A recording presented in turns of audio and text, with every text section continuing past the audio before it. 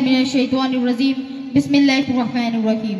وما أرسلناك إلا رحمة للعالمين وقال النبي صلى الله عليه وسلم بعثت لأتمم مكارم الأخلاق.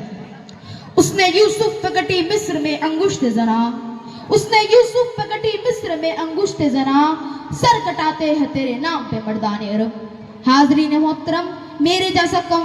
اور کم فہم طالب علم بھلا اس عزیز ہستی کے بارے میں کیا گفتگو کر سکتا ہے جس کے بارے میں خالق کائنات کے منہ سے یوں ادا ہوئی وَرَفَعْنَا لَكَ ذِكْرَكَ، تو کہیں فرمایا اِنَّا أَعْطَيْنَاكَ الْكَوْثَرَ، تو کہیں فرمایا یا ایھا المزمل، تو کہیں فرمایا یا ایھا المدثر، کیا کہ قرآن فرمایا.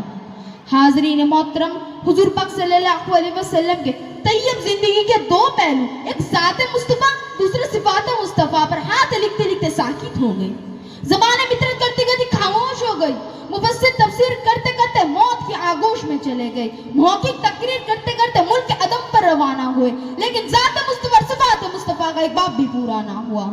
حاضرین محترم، میری کیا مجال کہ میں اس مہذبین کے بارے میں لب کشائی کروں کہ جس کے لگتے اقتداس کی ایک انگلی اٹھتی ہے تو چاند کو 2 ٹکڑے کر دیتی ہے،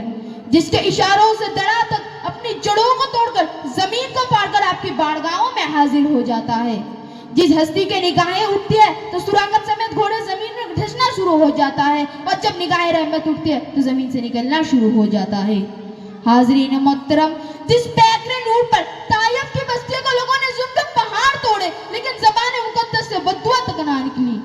بلکہ بقول کلندری لاہوری دعا مانگی کہ الہی قوم کو چشمے بصیرت دے، دعا مانگی الہی قوم کو چشمے بصیرت دے، وہ نادان ہے انہیں نور ہدایت دے. حاضرین محترم، نبی پاک صلی اللہ علیہ وسلم کا رحمت کا یہ عالم تھا کہ اپنے تھپڑ مارے بغیر حضرت عباس جیسے مفسر قرآن تیار فرمائے جس کے استفاع انسانیت قیامت تک کرتے رہے گی، اور جنریل ایسا صفہ سارال پیدا فرمائے کہ زمانہ انہیں خالد بن ولید کے نام سے جانتا ہے.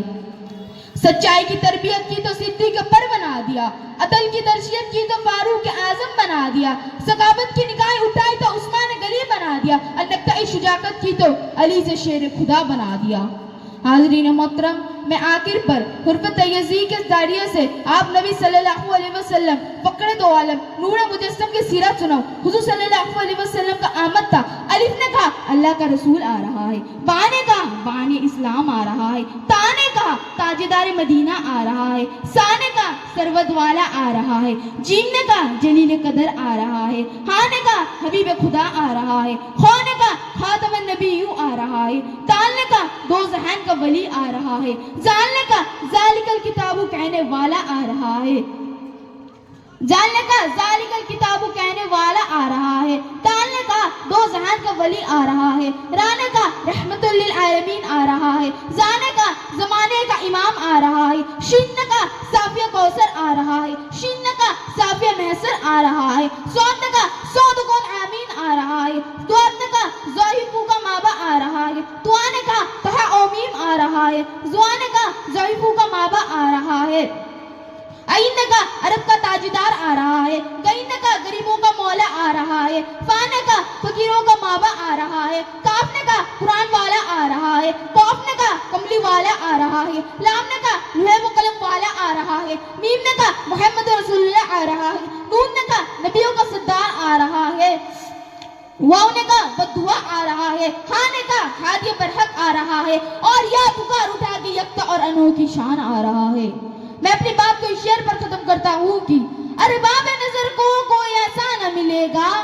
ارباب نظر کو کوئی ایسا نہ ملے گا، بندے تو ملیں گے مولا نہ ملے گا، اور تاریخ اگر ڈھونڈنے کی ثانی یہ محمد، اور تاریخ اگر ڈھونڈنے کی ثانی یہ محمد، تو ثانی تو بڑی چیز ہے سایہ نہ ملے گا. وما علینا الا البلاغ المبین. السلام علیکم ورحمۃ اللہ وبرکاتہ.